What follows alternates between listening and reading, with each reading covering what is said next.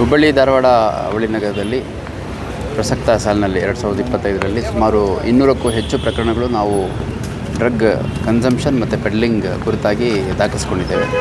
ಅದರ ಹಿನ್ನೆಲೆಯಲ್ಲಿ ನಮ್ಮ ವಿದ್ಯಾಗಿರಿ ಪೊಲೀಸ್ ಠಾಣೆಯಲ್ಲಿ ನಿನ್ನೆ 1 kg 200 ಗ್ರಾಮಷ್ಟು ಗಾಂಜಾವನ್ನು ವಶಪಡಿಸ್ಕೊಳ್ಳೋದ್ರ ಮುಖಾಂತರ ಮತ್ತೊಂದು ಪ್ರಕರಣವನ್ನು ದಾಖಲು ಮಾಡಿಕೊಂಡಿದ್ದಾರೆ. ಇದರಲ್ಲಿ ರಾಯಪುರ ಮತ್ತು ಸುತ್ತಮುತ್ತಲ ಪ್ರದೇಶ ಏನು ಧಾರವಾಡದಲ್ಲಿದೆ ಆ ಏರಿಯಾದ 4 ಹುಡುಗರು ಜಿಶಾನ್, ಮಲ್ಲಿಕ್, ರೆಹಾನ್, ಮುಬಾರಕ್ ಮತ್ತು ಮೊಹಮ್ಮದ್ ಅಂತ ಈ 4 ಜನ ಅಸ್ಸಾಂ ಮತ್ತು ಒರಿಸ್ಸಾ ಕಡೆಯಿಂದ ಗಾಂಜಾವನ್ನು ತಂದಂಥವ್ರು ನಮಗೆ ಕೊಡ್ತಾಯಿದ್ರು ಅನ್ನೋಂಥದ್ದು ಮಾಹಿತಿ ನೀಡಿದ್ದಾರೆ. ಅದು ಯಾವುದು ಅಂತಂದು ಸ್ವಲ್ಪ ಪರಿಶೀಲನೆ ಮಾಡಬೇಕಾಗಿದೆ. ಯಾರಿಂದ ಇವ್ರಿಗೆ ಸಪ್ಲೈ ಆಗ್ತಾಯಿತ್ತು, ಹೆಚ್ಚು ಒರಿಸ್ಸಾ ಮೂಲದವರಿಂದ ಸಪ್ಲೈ ಆಗ್ತಾಯಿತ್ತು ಅನ್ನೋಂಥದ್ದು. ಮತ್ತು ಇವರು ತೊಗೊಂಡು ಕನ್ಸಂಪ್ಷನ್ ಮಾಡೋದ್ರ ಜೊತೆಗೆ ಇನ್ನೂ ಮತ್ತೆ ಚಿಕ್ಕ ಪ್ಯಾಕೆಟ್ಗಳು ಮಾಡ್ಕೊಂಡ್ಬಿಟ್ಟು ಬೇರೆಯವ್ರಿಗೂ ಕೊಡ್ತಾಯಿದ್ರು ಅನ್ನೋ ಮಾಹಿತಿ ಇದೆ. ಅದು ಯಾರಿಗೆ ಕೊಡ್ತಿದ್ರು ಅಂತ ಕೂಡ ಮಾಹಿತಿಯನ್ನು ಕಲೆ ಹಾಕಿ ಪ್ರಕರಣದ ತನಿಖೆಯಲ್ಲಿ ಅಳವಡಿಸ್ಕೊಡ್ತೀವಿ. ಇದರಿಂದ ಸುಮಾರು 2 ಲಕ್ಷ ಮೌಲ್ಯದ ಗಾಂಜಾ ಮತ್ತು ಅದರ ಜೊತೆಯಲ್ಲಿ ಸಿಕ್ಕಂತಹ ವಾಹನ ಮತ್ತು ಮೊಬೈಲ್ಗಳಿಂದ ಸೀಸ್ ಆಗಿದೆ.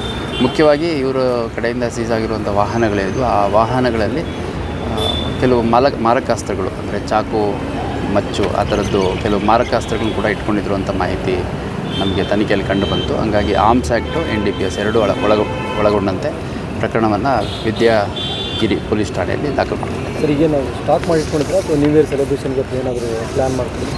ಅದೇ ಇವಾಗ ಸದ್ಯ ಅವ್ರ ಹತ್ರ ಬಂದದ್ದನ್ನು ಇವ್ರಿಗೆ ಎಷ್ಟು ಬೇಕೋ ಅಷ್ಟು ಇಟ್ಕೊಂಡು ಉಳಿದಿದ್ದು ಬೇರೆಯವರಿಗೆ ಸ್ವಲ್ಪ ಹೆಚ್ಚಿನ ದರದಲ್ಲಿ ಮಾರಾಟ ಮಾಡ್ತೀವಿ ಅಂತಂದು ಹೇಳ್ತಾಯಿದ್ರು.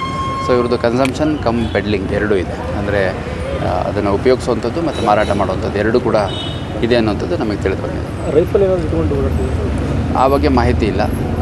ಸದ್ಯಕ್ಕೆ ಮಾಹಿತಿ ಇರೋದು ನಮ್ಮ ತನಿಖೆಯಲ್ಲಿ ಸದ್ಯಕ್ಕೆ ಸಿಕ್ಕಿರೋದು ಸೀಸ್ ಆಗಿರುವಂಥದ್ದು ಕೆಲವು ಮಾರಕಾಸ್ತ್ರಗಳಂದರೆ ಮಚ್ಚು, ಚಾಕು ಈ ಥರದ್ದು ಇಟ್ಕೊಂಡಿದ್ವಿ. ಸರ್, ಈಗ ಸಂಬಂಧಪಟ್ಟಂಗೆ ಕೋರ್ಟಲ್ಲಿ ಇದು ಇತ್ತು, ಇತ್ಯರ್ಥ ಪಡಿತ ಏನಾಯ್ತು ಸರ್? ಇಲ್ಲ, ಅಕ್ಸಾ ಸಂಘಟನೆ ನಮಗೆ ಒಂದು ಪ್ರತಿಭಟನೆ ಮಾಡ್ತೀವಿ ಅಂತಂದು ಇದೇ ತಿಂಗಳು 8ನೇ ತಾರೀಕು ಮಾಡ್ತೀವಿ ಅಂತಂದು ಮನವಿ ಕೊಟ್ಟಿದ್ದರು. ಆ ಮನವಿಯನ್ನು ನಾವು ಪರಿಶೀಲಿಸಿ ಹೆಚ್ಚುವರಿ ಮಾಹಿತಿಯನ್ನು ಕೇಳಿದ್ವಿ.